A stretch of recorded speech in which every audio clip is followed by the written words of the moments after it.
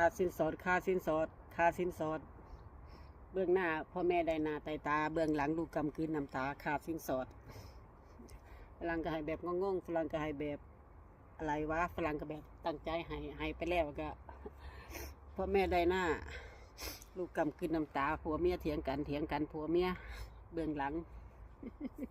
กูให้เงินแม่มึง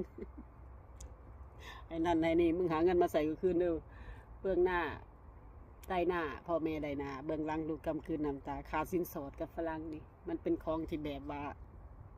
เข้าใจยากค่าสินสอดบางคนก็จะค่าสินสอดฝรั่งก็ให้แบบงงก็ให้แบบตั้งใจ